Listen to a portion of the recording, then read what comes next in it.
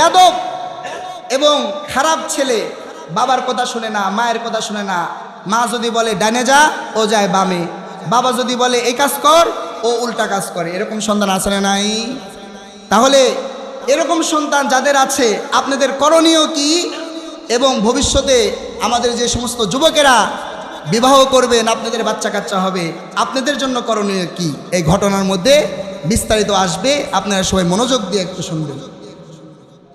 হযরত ওমর ফারুক রাদিয়াল্লাহু তাআলার কাছে এসে বললেন, হে আমিরুল মুমিনিন, আমার ছেলে বড় বেয়াদব হয়ে গিয়েছে। আমার ছেলে অনেক বড় বেয়াদব, আমার কথা শুনে না। আমি যতই মারি, আমি যতই কাটি, আরো বেশি বেশি সে ঘাড়তেরামি করে, অনেক বড় বেয়াদবি করে। বাপকে মানে না, বাপকে সম্মান দিতে জানে না, মাকে সম্মান দিতে জানে না। হযরত ওমর ফারুক রাদিয়াল্লাহু তাআলা বললেন, ও ভাই, তুমি তোমার ওই সন্তানকে আমার দরবারে নিয়ে আসো। তোমার মুখে থেকে শুনলাম, আমি সন্তানের মুখে থেকে শুনতে চাই কিসের জন্য সন্তান তার পিতা মাতার কথা শুনে না। তারপরে হযরত ওমর ফারুক রাদিয়াল্লাহু তাআলার কথা শুনে ওই বাবা ওই ছেলেকে বুঝিয়ে সমঝিয়ে ওমর ফারুক রাদিয়াল্লাহু তাআলার দরবারে নিয়ে আসলেন। হযরত ওমর ফারুক রাদিয়াল্লাহু তাআলা বললেন, ও বাজান, তুমি বলো, তুমি কেন তোমার বাবার সাথে তোমার মায়ের সাথে কেন বেয়াদবি করো? হযরত ওমর ফারুক রাদিয়াল্লাহু তাআলার কাছে বললেন, হে আমিরুল মুমিনিন, আমাকে বলুন ছেলেদের প্রতি বাবা মায়ের কি কি কর্তব্য আছে? হযরত ওমর ফারুক রাদিয়াল্লাহু তাআলা বললেন, ছেলেদের প্রতি মেয়েদের প্রতি বাবা মায়ের প্রথমত 3টি হক রয়েছে। এই 3টি হক যদি কোনো বাবা মা আদায় করে, তাহলে ওই ছেলে, ওই সন্তান, ওই মেয়ে নেককার সন্তান হবে, নেককার ছেলে মেয়ে হবে। 1 নাম্বার হক হযরত ওমর ফারুক রাদিয়াল্লাহু তাআলা বললেন, আইয়ান্তাকিয়া উম্মাহু। 1 নাম্বার হক বললেন, বাবারা 1 নাম্বার হক ছেলে মেয়েদের জন্য আদায় করবে, বিয়ে করার আগেই তারা ভেবে চিন্তে একজন দিনদার, একজন ভালো মা বিয়ে করতে হবে। কথা বলুন ঠিক না বেঠি? 1 নাম্বার বললেন, ভেবে চিন্তে খোঁজ খবর নিয়ে মেয়ে দিনদার কিনা, এই দিনদার কিনা ভেবে চিন্তে বিয়ে করো, ভালো মা বিয়ে করো। বর্তমান যুগে শুধু ফর্সা দেখে, টাকা পয়সা দেখে বিয়ে করে, কিন্তু ওই মা হয় টিকটকার মা। কথা বলেন ঠিক না বেঠিক? এই যুবকেরা কথা বলেন ঠিক না বেঠিক? বর্তমান যুগে আমাদের মায়েরা হয়ে গেছে টিকটকার, বর্তমান যুগে আমাদের মায়েরা হয়ে গেছে ব্লগার, আমার বাবারাও অনুরূপ হয়ে গেছে। এজন্য ছেলে সন্তান মানুষ হয় না। ছেলে মেয়ে নতুন মারা গেছে, নবজাতক শিশু মারা গেছে, এটা নিয়েও টিকটক করে। কথা বলেন ঠিক না বেঠিক? এগুলো সমাজের অপসংস্কৃতি। এরকম এরকম মা বাবাকে আল্লাহ তাআলা হেফাজত করুক। সকলে বলুন আমিন। প্রথমে কি করতে হবে? যুবক ভাইয়ারা একটু ভালো করে শুনেন। প্রথমে আপনারা যে কাজটি করবেন, বিয়ে করার আগে, যারা তো করে ফেলছেন কোনো উপায় নাই, এটাকে এখন ঘষা মাজা করে ঠিক করতে হবে। কথা বলুন ঠিক না বেঠিক? এখন তো আর করা যাবে না। কিন্তু যারা যুবক আছেন এখনো বিয়ে করেন নাই, ভেবে চিন্তে বিয়ে করবেন। শুধু চামড়া আছে, সেলিব্রিটি টিকটক করে, এটা দেখে ওই মাকে নিয়ে আসবেন না। আপনার সন্তান কখনোই মানুষ হবে না। কথা বলুন ঠিক না ঠিক? আপনি ভালো মা নির্বাচন করবেন, দিনদার মা নির্বাচন করবেন। একটি দিনদার মা আপনি আপনার ছেলে মেয়ের জন্য দিবেন, আপনার ছেলে মেয়ে অবশ্যই দিনদার হবে। কথা বলুন। এই জন্য প্রথমে কি কাজ করবেন? আইয়ান্তাকিয়া উম্মাহু, ভালো মা দেখে আপনি তার ছেলে মেয়ের জন্য ভালো মা নির্বাচন করবেন। বিয়ে করার ক্ষেত্রে এটাকে আপনি প্রাধান্য দিবেন। হযরত ওমর ফারুক রাদিয়াল্লাহু তাআলা বললেন, 2 নাম্বার যে কাজটি বাবা মার কর্তব্য, সেটা হচ্ছে বিয়ে করার পরে, সন্তান হওয়ার পরে ইহসিনা ইসমাহু। হযরত ওমর ফারুক রাদিয়াল্লাহু তাআলা বললেন, 2 নাম্বার যে কাজটি বাবা মা করবে, সেটা হচ্ছে সন্তান হওয়ার পরে একটি নাম নির্বাচন করে দিবি। আজকে বর্তমান সমাজে আমাদের ছেলে মেয়েদের নাম শুধু আমরা আধুনিক খুঁজতে খুঁজতে রকি বানিয়ে ফেলি। রকি, আপনার বাবু, অ্যানি, কত নাম আমরা বলি। আমরা আমাদের ছেলে মেয়েদের নাম আব্দুল্লাহ, ওমর, হুযাইফা, আবু হুরাইরা রাদিয়াল্লাহু তাআলা রাখি না। কারণ নামের একটা প্রভাব আছে, কথা বল ঠিক না ঠিক? নামের একটা প্রভাব আছে।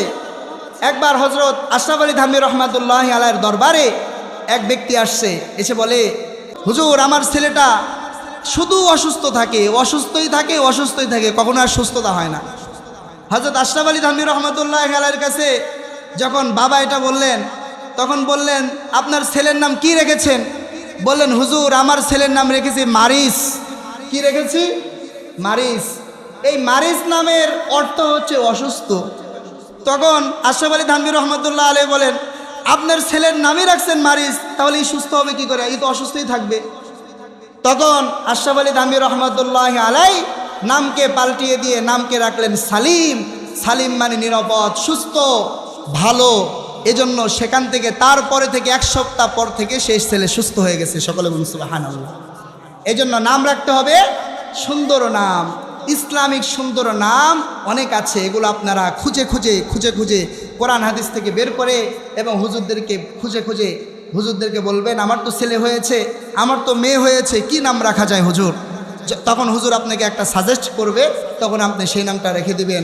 আপনার ছেলে মেয়ের জন্য বরকত হবে। সকলে বলুন সুবহানাল্লাহ।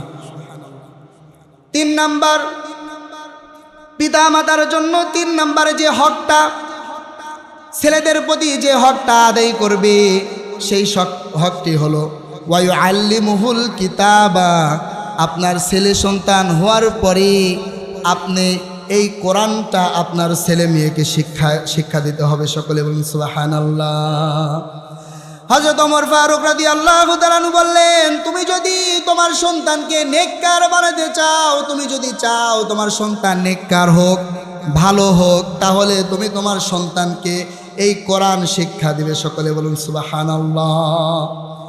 কারণ যার হাতে এই কোরআন উঠবে, যেই ছেলের হাতে, যে মেয়ের হাতে ছোটবেলায় এই কোরআন উঠবে, সেই মেয়ের হাতে, সেই ছেলের হাতে কখনোই মদের জুয়া, কখনোই খারাপ কাজ ওই ছেলে মেয়ের দ্বারা হবে না। কথা বলুন ঠিক না বেঠিক? আপনি আপনার ছেলেকে ডাক্তার, ইঞ্জিনিয়ার, ব্যারিস্টার বানান না, কোনো সমস্যা নাই। আমাদের ভালো ডাক্তার, ইঞ্জিনিয়ার, ডাক্তার দরকার আছে, ভালো ডাক্তারও দরকার আছে। বর্তমান ডাক্তার নামের সব কোষাই হয়ে গিয়েছে। কথা বলুন ঠিক না বেঠিক? হাসপাতালে মৃত্যুর মিছিল বর্তমান হচ্ছে। ইঞ্জিনিয়ারের নামে আজকে আমাদের ধোঁকা দিচ্ছে, ডাক্তারের নামে ধোঁকা দিচ্ছে। আজকে আমাদের ভালো ডাক্তার নাই, ভালো ইঞ্জিনিয়ার নাই। এজন্য আপনি আপনার ছেলে মেয়েকে এই কোরআন শিক্ষা দিবেন প্রাথমিক পর্যায়ে। প্রথমে আপনি মক্তবে পাঠান না, প্রথমে আপনি আপনার ছেলে মেয়েকে কোরআন শিক্ষা দেন। তারপরে আপনার এই ছেলে মেয়েকে বলুন, আপনি নিয়মিত তোমরা এই কোরআন তেলাওয়াত করবা, নিয়মিত এই কোরআন পাঠ করবা।